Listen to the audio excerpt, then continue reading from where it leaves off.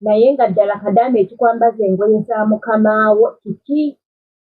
Mwana muwala Kadaama gy'amuwonyedde dda wetwogerera ali mabega wa mitayimbwa.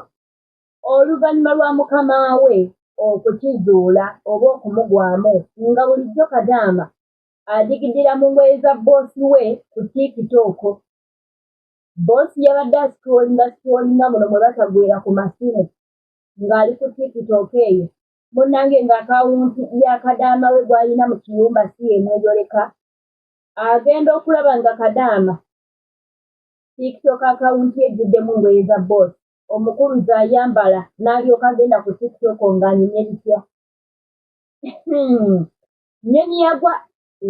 Byagudde ku nnyonyi yagwa. Naye nga ngenda kuba nkuwako katambi awo mu maaso. Omunnayuganda akola n'ennyonyi yagwa ono mu kiyumba kye kimu yanyumye emboozi eno nga byonna we byatuuseewo era ngenda kuba nga mukuwaako obutambi bwawo obire nga owulira. Weewaawo ate nga nsooka okwanirizaako omulungi era nga nkubuuzaako mu linnya lya Mukama waffe Yesu Kristo wasiibye otya oba wasuze otya obudde bwonna vidiyo eno mw'ogirabira. Teweerabira nti vidiyo zino nzireeta kuyiga si kusunga wabula nzireeta tuziyigireko olw'okuba nti njagala nnyo okuba kyeyo munnange agoberera ccana eno okoma ewaka ng'oli mulamu ate era saagala ogwe mu mitawaana ekigudde ku mulala waakiridde kireme kutuukako obe nga otegedde ki ky'olina okuba ng'okola. Katugende mu katambi obe nga owulirako ku mwana muwala ono byanyumya nga byonna we byabadde. Tovaako tukomawo. Abantu bawaayiriza ng'omukozi wa wano wa waggulu abadde ng'akolanga TikTok mu ngoye za mukamaawe. Bannange oba bituufu oba si bituufu kuba nze peegi ye sigimanyi. Jjukira Kanyonyi yagwa bw'abadde ng'akolanga butiikitiiki mu ngoye za mukamaawe. Kati mukamaawe abadde ascrollinga kapeegi ka mukozi ne kamugwako n'akalaba. Mbagambye ekiri waggulu bali muboggolera. Nze nzize ntuuleko ebweru. Bali muboggolera. Babuulire. Amaanyi gampette.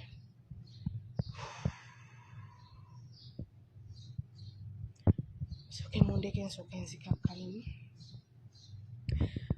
Mbadde tuli wano. Nze nabadde mmanyi ebintu baabimaze jjo byawedde.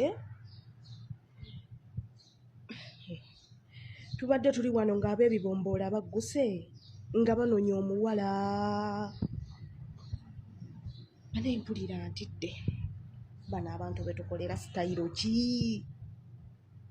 Abalemezaamu n'ekitasaanidde. Ejjo baakakandudde bannange ne ndowooza biwedde. Mbadde ndi wano jjukira tugatta geeti emu. Mpulira okkonkona wansi. Nziruka emisinde ndaba ani akonkona. Ng'ab'ebibomboola bagguse ngamba poliisi.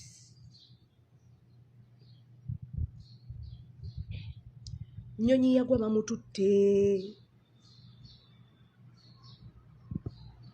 Ekisinga okunnuma sirina we nnyinza kutandikira. Sirina we nnyinza mubuuliza kintu kyonna. Sirina we nnyinza kiyingira. Mpulira njagala kubwatuka nkaabe.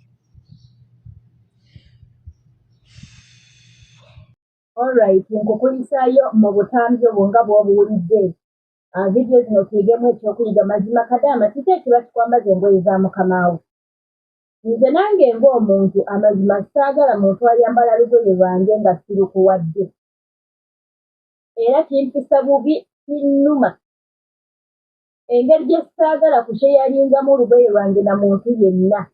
At least nyiza okubeera obokke nga nze ndikuwadde nti yambalamu. Tuba mikwano engoye za bakama baffe oba ebintu bya bakama baffe tusaanidde okubiwa ekitiibwa. Tusaanidde okutya ebintu bya bakama baffe. Lwaki oyambala engoye za boosi wo? Nkimanyi tuyinza okuba nga tulinayoko n'Abannayuganda weewaawo abambala engoye z'ababoosi naye bw'oba ng'okikola mukwano ekikolwa ekyo si kirungi. Sitaani lwali kuvaamu oba ngambe Mukama lwali kuvaamu. Mukama lwali kuvaamu ng'alabira ddala nti ejjoogo lisusse.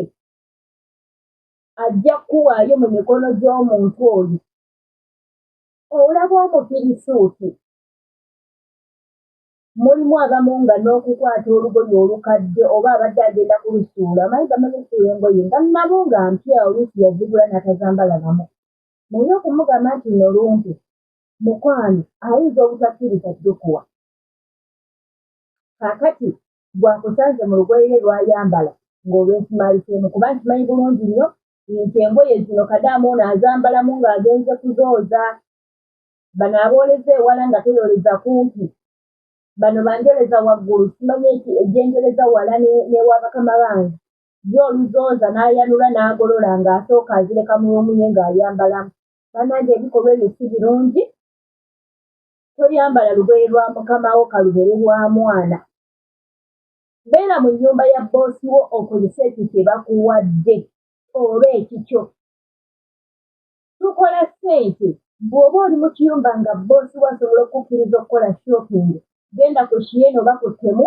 weekolere online ey'engoye z'oyagala nze nabeera ng'esawudi nga nkola shopping ku Shein naye nze kye nakola nga kyali kimu saagulanga lugoye lufaanagana na lwa mukama lwange nga ne wembandulabye nga yaguze olugoye nga lulungi nze newezaabanga z'abaana nameekenganga shuwa nga wembangula engoye ezange mba nkola shopping sigula lugoye lwonna lufaanagana na lwabo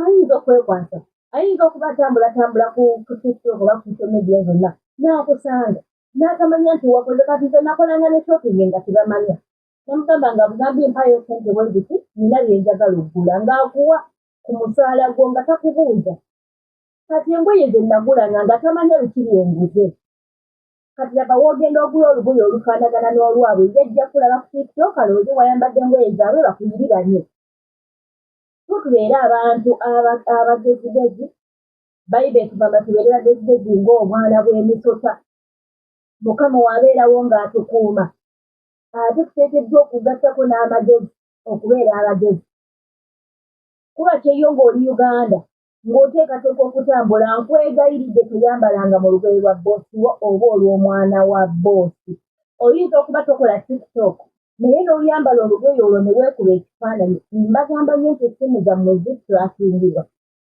nga buli kifaananyi kye weekubye ku ssimu zo kigenda direct ewabali kati bw'ojja kulowooza nti kasita neekubyemu kifaananyi kanti weerezzeko boyfriend mukwano mmale nti diliitinge kumba okyekubye ne kigenda direct n'ewaabali mulimu esimu engeri gye baziturakingamu tojja kumanya essimu yeeturakinga oba nedda aniresi ng'ogoberera vidiyo zange enkadde ndooza ngenda kuddamu nziremu okole vidiyo ezo butya bw'osobola okukebera essimu yo oba bagiturakinga oba nedda ate era na butya bw'osobola okubijjayo byonna oba n'osetinga essimu era nga tebasobola giturakinga WhatsApp ezo bamanyi okubeera nga ne WhatsApp zennyini bazihakinga